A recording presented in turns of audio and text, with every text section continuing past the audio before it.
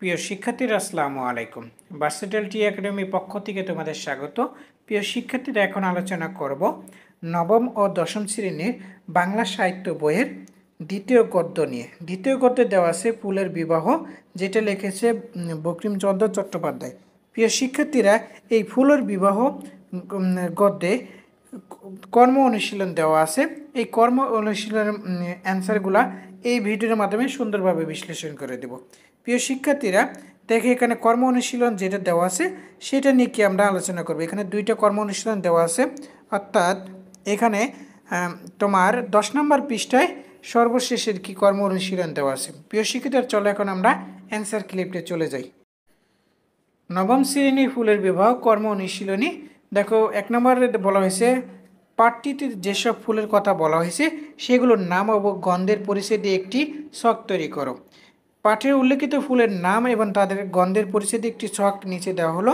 ফুলের নাম এবং গন্ধের পরিচয়: রজনীগন্ধা মিষ্টি এবং মনোমুগ্ধকর, শিউলি হালকা এবং সিদ্ধ, বেলি তীব্র এবং সুরভিত, জুই মিষ্টি কোমল, গোলাপ তীব্র এবং মনোরম, এবং কাঞ্চন মৃদু এবং হালকা।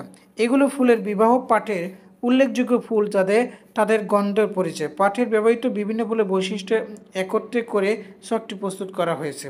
এরপরে দেখো, 2 নম্বর প্রশ্ন বলা হয়েছে ফুলের বহুবিধ ব্যবহারে লিপিবদ্ধ করে শ্রেণীকক্ষে দেখাও। ফুলের বহুবিধ ব্যবহারের বিভিন্ন ক্ষেত্রে গুরুত্বপূর্ণ নিচে ফুলের কিছু বহুমুখী ব্যবহার দিকে উল্লেখ করা হলো। সৌন্দর্য বর্ধনের 1 নম্বরে সৌন্দর্য বর্ধনে ফুলের বাগান, ঘরের সাজসজ্জা এবং বিভিন্ন অনুষ্ঠানের সৌন্দর্য বাড়ানোর জন্য ব্যবহার করা হয়, যেমন গোলাপ, গাঁদা, চন্দ্রমল্লিকা ইত্যাদি ফুল দিয়ে সাজসজ্জা।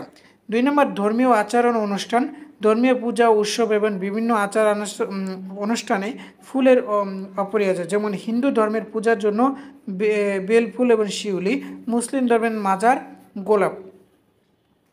3 নম্বরে সুগন্ধিত উপস্থিতি, ফুলের নির্যাস দিয়ে সুগন্ধিত এবং আতর তৈরি করা হয়, যেমন জুই, চাপা, গোলাপ। ঔষধি গুণে, কিছু ফুলের ঔষধি গুণ আছে যা আয়ুর্বেদিক চিকিৎসা ব্যবহার করা হয়, যেমন হিবিস্কাস ফুলের চুলের জন্য ভালো, গাঁদা ফুল নির্যাস তর্কের ক্ষত নিবারণে সাহায্য করে। 5 নম্বরে খাদ্যের ব্যবহার, কিছু ফুল খাবারে ব্যবহার করা হয়, যেমন কুমড়োর ফুল ভাজা, এলাচি ফুল মিষ্টিতে।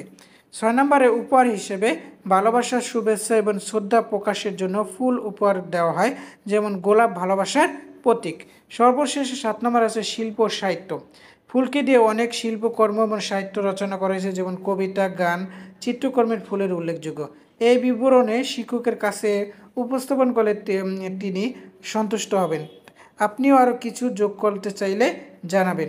প্রিয় শিক্ষার্থীরা, পরবর্তী ভিডিওতে আমি এই ফুলের বিবাহ বহু নির্বাচনী এবং সৃজনশীল অ্যান্সারগুলো আমি দেখিয়ে দিব। ভিডিওটা কেমন লেগেছে অবশ্যই মতামত কমেন্টে জানিয়ে দিবা। পরবর্তী ভিডিওতে চ্যানেলটিকে সাবস্ক্রাইব করে রাখো এবং পেজকে ফলো দিয়ে রাখো। আল্লাহ হাফেজ, আসসালামু আলাইকুম।